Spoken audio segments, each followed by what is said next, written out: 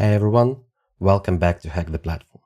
If you are new here, don't forget to subscribe, hit the like button and turn on notifications, it really helps the channel grow. Today we're continuing our Power Pages and Single Page Application series, and this is part 3. In part 1, we created a custom React single page application, deployed it to Power Pages. In part 2, we added Microsoft Entra ID, authentication and a custom login component. And today, in part 3, we'll take the next big step. We'll fetch data securely from Dataverse right inside our single page application.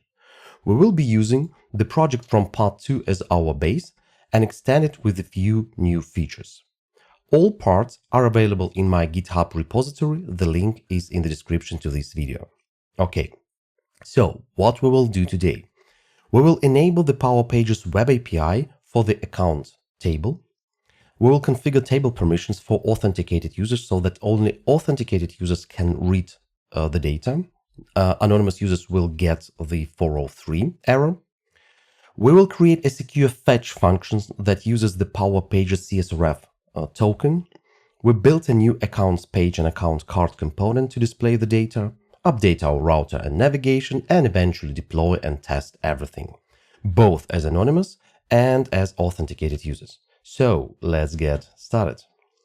To make our single page application talk to Dataverse, we'll use the Power Pages web API.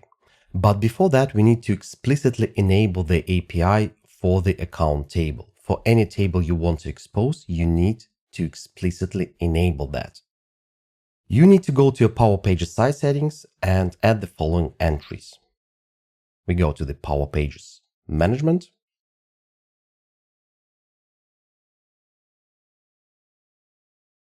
And we will add the following site settings.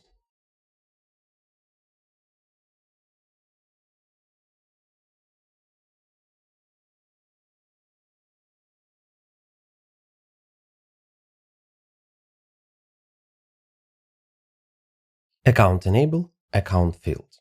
This will tell Power Pages to expose the account table as a secure API endpoint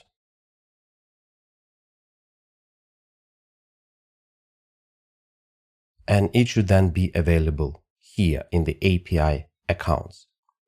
If you want to learn more about these settings, check out the Microsoft's documentation. I've linked it below and also in the blog post. The Microsoft documentation in detail describes what you need to enable, what you need to do inside the site settings. Okay, next, we'll configure table permissions in the Power Pages. We will go to our site, open the permissions section, security, table permissions, and we'll add a new permissions. I select the table, let it be the global access type, read, and I will add only authenticated users. I don't want anonymous users to be able to read this data. So only sign-in users can fetch the data.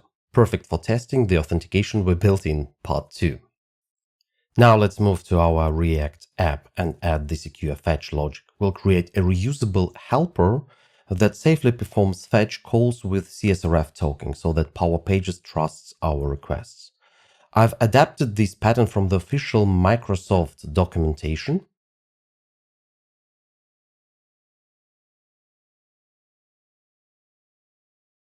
But simplified it and removed jQuery.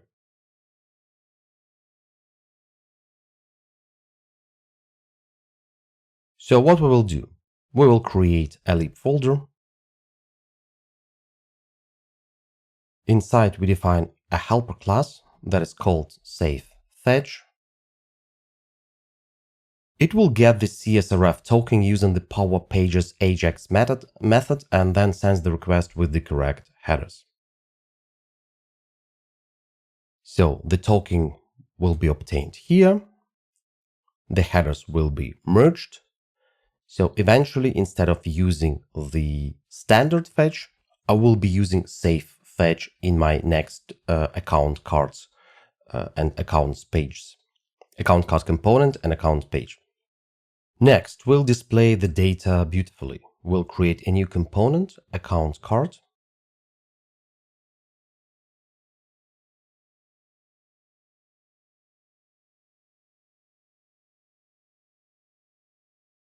It's a simple, clean layout that shows the account name, some city phone number, website, some ID, so some fields.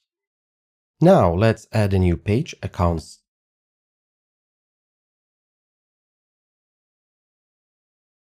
We added this code to the account page and also referenced the safe fetch functions from the web API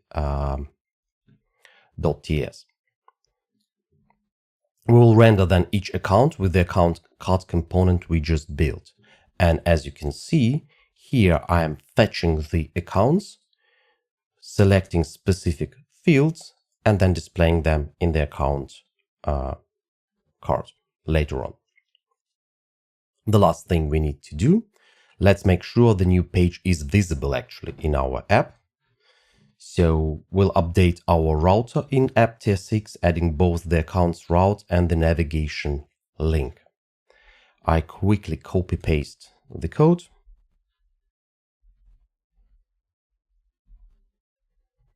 Basically, I added the route here, I added the navigation link here, and also I referenced the accounts page here. Yeah.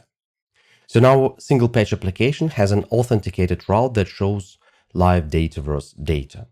If you need a reminder about how the router and deployment work, check the part 1 where I explain it in detail. Okay. Now let's deploy and test it.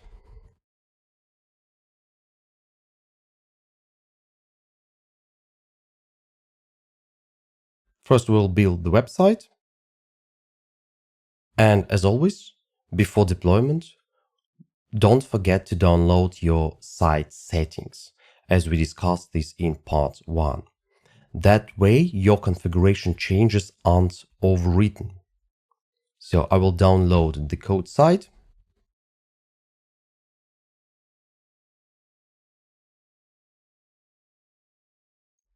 Then let's upload our single page application again.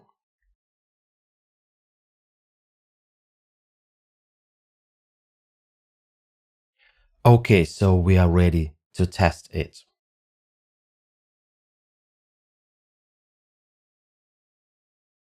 As an anonymous user, I will try to open the account page and I will see 403.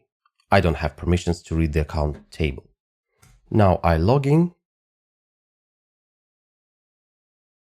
and the data loads perfectly. So these are my accounts that are loaded. If I log out, try to open the accounts tables, it is 403 forbidden. Awesome. Let's summarize what we did in part 3. In part 3, we enabled web API for the account table, added permissions for authenticated users, built a reusable secure fetch function inside our single page application that can be reused across multiple components, created a styled account card component, added a new accounts page and navigation, and eventually tested everything with an end-to-end with anonymous and authenticated users to ensure security. We now have a fully functional secure data fetch from Dataverse inside our Power Pages single page application. If you want to dive deeper, all the code, commands, and step-by-step guides are available in my blog, links below, and on GitHub Power Pages project, also the link below. In the next part, part 4, I'll try to go even further and learn how to create and update data in Dataverse directly from our single page application. And if you want me to cover something specific in that part, drop a comment below. I read every one of them and might feature your question in the next video. Thanks for watching. If this video helped you, give it a thumbs up, subscribe to Hack the Platform, and share it with your team. See you in the next one, where we'll take this single page application to the next level. Bye.